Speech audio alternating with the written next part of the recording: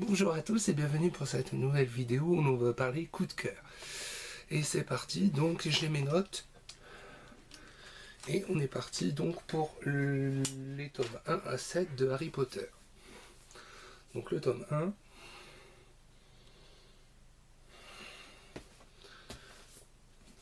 Le tome 2. Le tome 3. Le tome 4.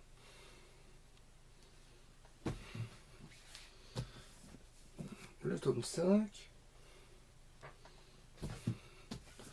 Le tome 6. Et le tome 7.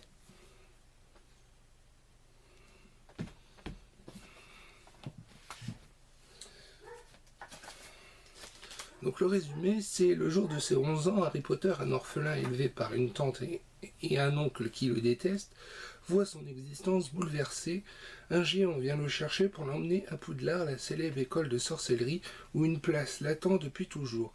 Voler sur des balais, jeter des sorts, combattre les trolls, Harry se révèle un sorcier vraiment doué, mais quel mystère entoure donc sa naissance, et qui est l'effroyable V, le mage dont on n'ose pas prononcer le nom.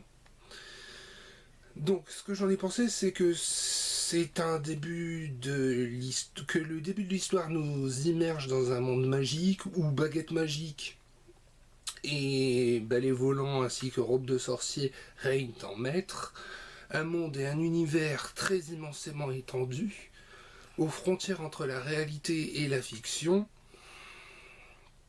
brouillés. Un monde de sorts et d'incantations qui font le bonheur des petits et des grands, un endroit où des créatures surnaturelles, des loufoqueries et des enseignements de pratiques magiques existent. Harry Potter, c'est donc 7 tomes de magie pure et ininterrompue. Nous y rencontrons donc des personnages tous plus attachants les uns que les autres, même les méchants. C'est dire la complexité de ces œuvres. Un monde de joie mais également de drame. Tout ce que la magie a de plus beau mais aussi de plus terrifiant. De sombre ou de violent.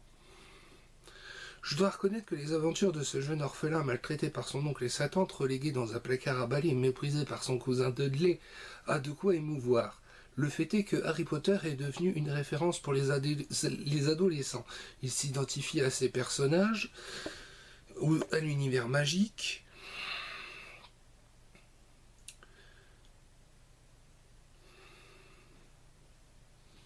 Et là, il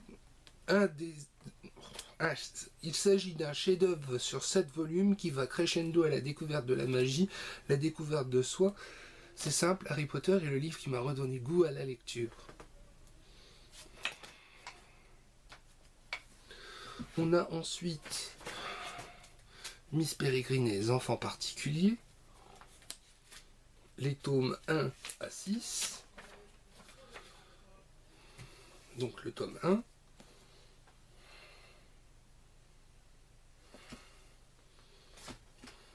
Le tome 2.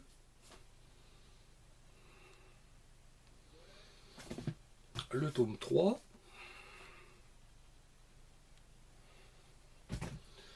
Le tome 4. Le tome 5. Et le tome 6.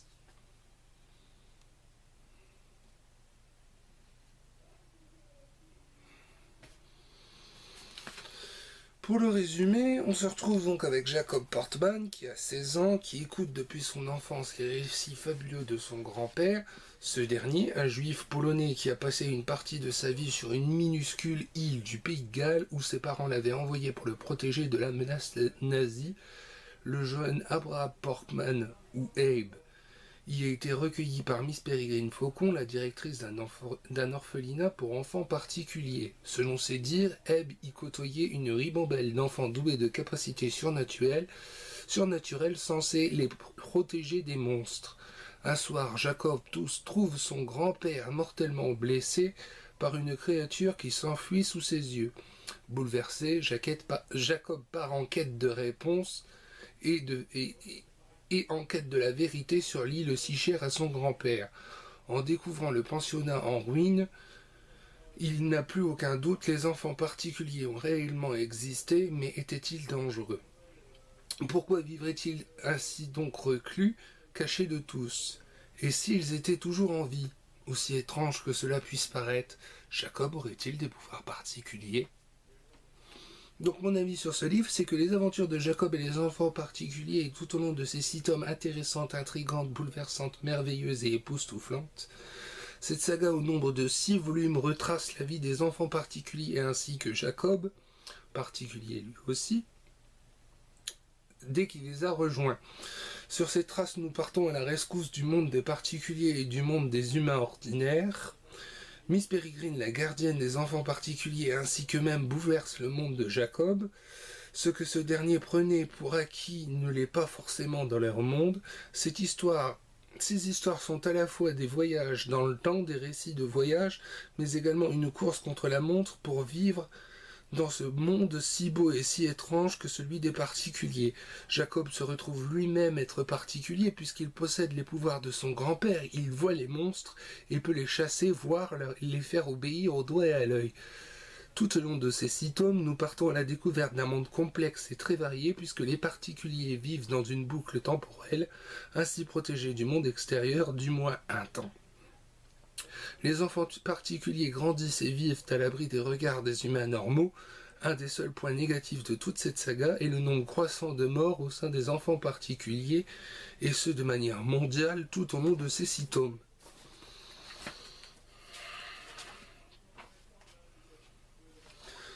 Nous partons ensuite pour une homoromance qui se nomme Une pause hors du temps, de Tamara Allen. Donc, le livre en question.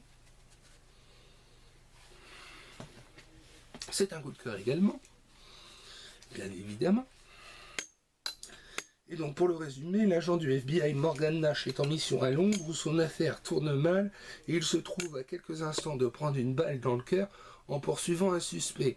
Mais le destin a d'autres plans. Morgan perd connaissance et se réveille en 1888. Chargé de répertorier les manuscrits anciens au British Museum, Ezra Glassonby a attiré accidentellement Morgan hors du XXIe siècle. Des vacances impromptues qui pourraient devenir permanentes pour Morgan si les deux hommes n'arrivaient pas à localiser le grimoire qu'Ezra a utilisé.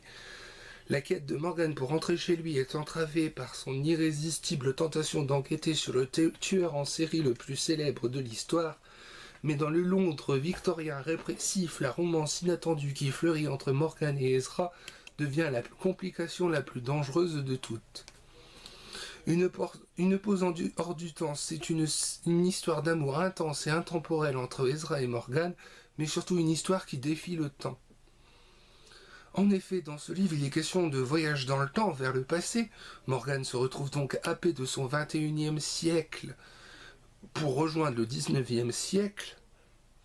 Et la question est, jusqu'où iriez-vous par amour?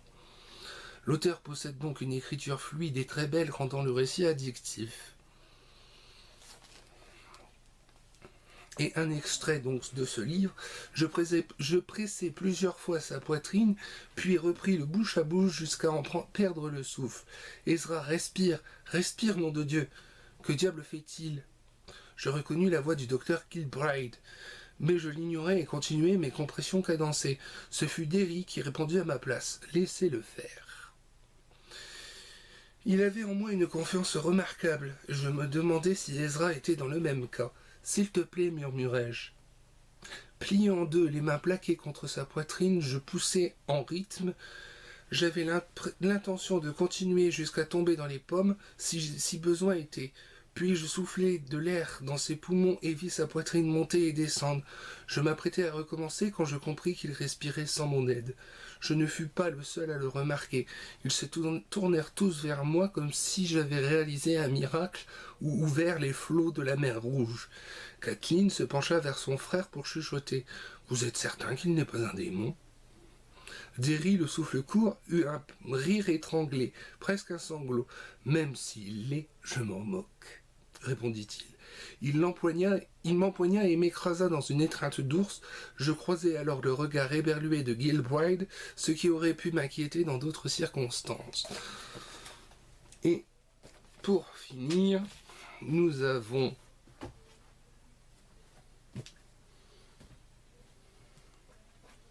je me suis planté.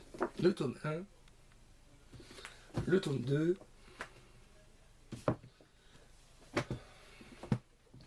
le tome 3, le tome 4 et le tome 5. Pour le résumé, ça donne Alexandre est plus intelligent que par... Alexandre est plus intéressé par la boxe et les filles que par ses études. Manon est la meilleure élève de sa classe, la plus mystérieuse aussi. Ils n'auraient jamais dû se parler, mais tout a basculé. Deux destins liés malgré les apparences. Étonnamment, je n'ai rien à dire sur cette série. Enfin, je n'ai pas les mots. Et pourtant, il y aurait tant à dire. Un récit bouleversant, des tomes excellents, une écriture très fluide et qui t'emmène plonger au cœur des aventures d'Alexandre et de Manon. J'ai trouvé le duo des personnages principaux juste irrésistible et c'est une saga fantastiquement palpitante. Et donc c'est un coup de cœur également. Et c'est fini pour cette vidéo parlant coup de cœur donc. Et donc j'ai plus qu'à vous dire à très vite pour une nouvelle vidéo.